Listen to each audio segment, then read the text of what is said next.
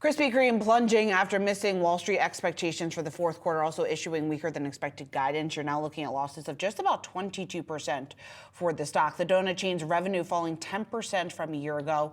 Part of that was driven by a hit by a cyber attack in November that disrupted online ordering. So here to tell us more about the road ahead, we want to bring in Josh Charlesworth.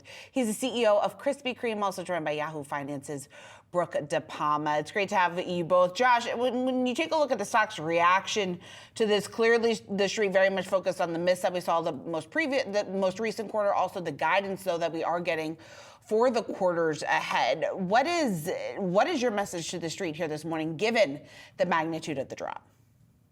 Yeah, good morning. Thanks for having me on. This morning we did report our 18th consecutive organic growth quarter. That was actually in line with our expectations, excluding the very disruptive cyber incident we had last year. And then, yes, indeed, we talked about the key messages for this year are about transforming the business into a bigger and a better Krispy Kreme. Our core strategy is working, which is to get those awesome fresh donuts out to more people. And we really focused on the milestones we achieved in 2024 and 2025 to do that in the US through national distribution partners and internationally with franchise partners.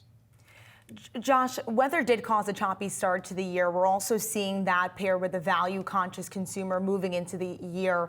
How do you boost investor confidence right now? Well, the first thing I'll say is, that strategic focus areas that I already mentioned, such as expanding with national partners in the US, that's continued to grow very well. We achieved a milestone of $250 million of revenue last year, over 20% growth. So that's where we're taking the donuts to people, making it more convenient for people to buy our donuts. What you're referring to, the choppy start to the year, is in our traditional retail shops. Where we have seen the value-conscious consumer also pressured. What's great is we've got the beloved original glazed donut. It's our most affordable donut, and we're bringing everyday value to our customers with that. So, the strategy's working. It's a choppy start to the year, but as we prepare for this national rollout in the US and indeed international expansion, we're confident for the long-term profitable growth. Josh, all due respect, the stock's at an all-time low here today. How do you essentially believe that the strategy is going to translate through to shareholder value? Well, our focus is on getting the best out of the of this profitable model that we've already established. But we're in a change phase right now. We're investing ahead of achieving that national rollout. We are expanding with national partners like McDonald's. We added Target last year. We announced this morning we're adding Costco. What's important is, as we build out from being a regional player in the US to being a truly national player, we need to make sure we do it in a sustainable, streamlined way. As you can imagine, just selling the donuts out of the front of the shop versus actually running a more sophisticated food distribution system means that we need to go through change. We need to transform so it's sustainable long-term growth, and that's our focus today. We also announced on the international side, looking at international franchise partners, and that news today also we know will bring shareholder value to your question. I'm glad that you brought that up, because I also highlighted that in my notes here. You said that you've begun that process to evaluate refranchising certain international markets, essentially when companies sell corporate-owned stores to franchise partners there, or franchisors, or franchisees rather. Which geographies specifically are you targeting in the rollout of that? Well, for that, we're focused on international. It's incredible. Krispy Kreme, actually, from a system-wide sales point of view, is as big internationally as it is in the US, and we're in 40 countries around the world, largely with franchise partners. But we do have some markets that we are company-owned, UK, Ireland, Australia, New Zealand, Japan, Canada, and Mexico, where we think that going forward, the fastest way to grow, and the most capital-efficient way to grow, is to do it with national partners like we've seen in those other international markets.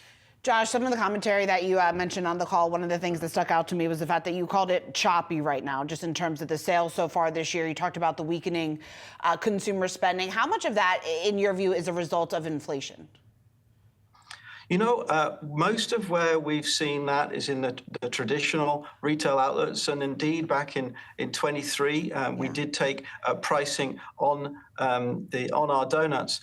Initially, we didn't see an impact. So, you know, more broadly, obviously, the value-conscious consumer is under pressure right now. Interestingly, where we're bringing the donuts to people rather than having people come to them, where we're putting those awesome fresh donuts right in front of them by the checkout in Walmart, now Target, or indeed a McDonald's. We just launched in McDonald's today. You know, where we're bringing the donuts to them, we're not seeing the same impact. In terms of that partnership with McDonald's, what is the price point difference between what you sell at a Krispy Kreme store versus what you're selling at these partners? And what does volume look like? And do you plan to close more underperforming stores and really invest in these partnerships more so?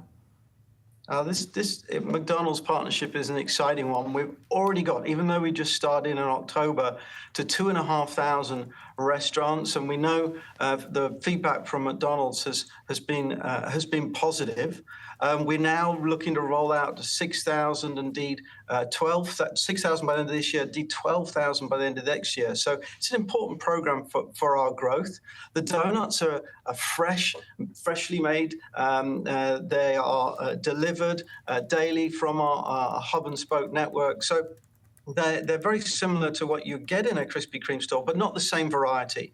The price points are not dissimilar from what you would get at our donut shop, but at our donut shop, you get some of our latest specialty collections as well. So there's some variation there, but it's all in the strategy of just bringing donuts to more people.